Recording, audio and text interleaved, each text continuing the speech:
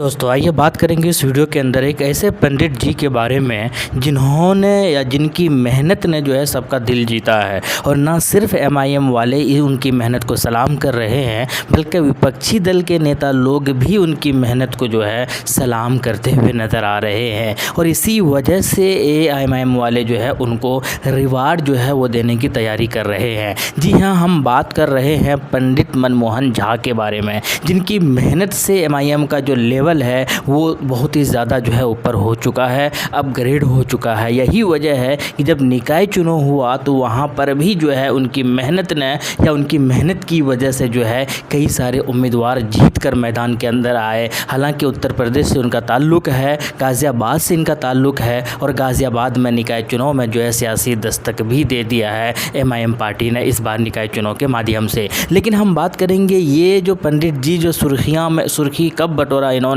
जब ये विधानसभा चुनाव के वक्त जो है एमआईएम ने इनको उम्मीदवार बनाया था। और ठीक ये पूजा भजन करके जो है उसके बाद एमआईएम की टिकट से एमआईएम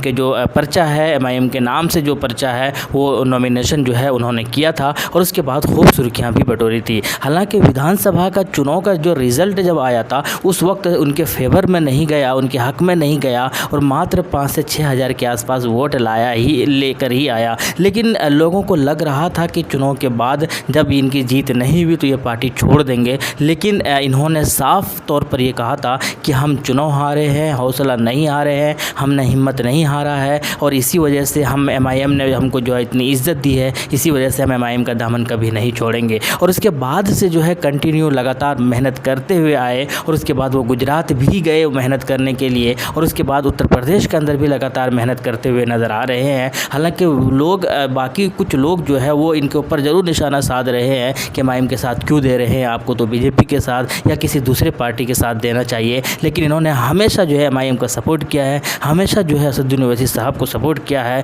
और यही वजह है कि असदुद्दीन ओवैसी साहब ने भी जो है इनको गले लगाया है, इनको प्यार किया है और इनको जो है समर्थन भी किया है और साफ तौर पर यह भी कहा है कि जब वक्त आएगा तो आपको बहुत बड़ा इनाम से भी नवाजा जाएगा। अब चूँकि 2024 के अंदर लोकसभा चुनाव होगा तो उम्मीद यही बताई जा रही है, एक कयास लगाया जा रहा है और ये बातें भी की जा रही है कि 2024 के अंदर इनकी मेहनत को देखते हुए जो है शायद लोकसभा का चुनाव का जो टिकट इनको दिया जा रहा है, इसी वजह से इनका मनोबल और भी ज़्यादा ऊंचा है। ये हालांकि ये पहला नहीं है, इससे पहले भी जब निकाय चुनाव हुआ उस वक्त भी जो है असदुद्दीन ओवैसी साहब ने ये घोषणा कर दिया था कि जो मोहम्मद अनस जो कि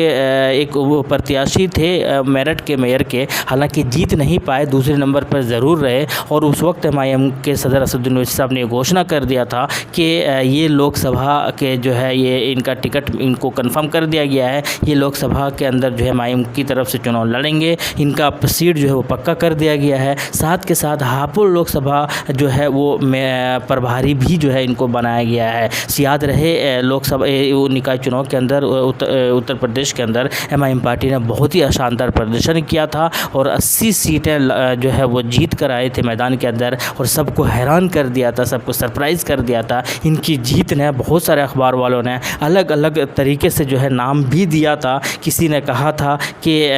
साइकिल को पंचर कर दिया, किसी ने कहा था कि अब जो है मुस्लिम वोटर्स जो है समझ गए हैं कि किनको सपोर्ट करना चाहिए, किनको सपोर्ट नहीं करना चाहिए। सपा बसपा कांग्रेस ने हमेशा मुस्लिम जो है वोटर्स का इस्तेमाल किया है, अब वो सारे वोटर्स जो है एमआईएम के खेमे की तरफ जा रहे हैं। तो खैर खूब सुर्खियाँ बटोरी थी, लेकिन अब ये देखना बड़ा दिलचस्प होगा कि क्या लोकसभा चुनाव के अंदर जो है एमआईएम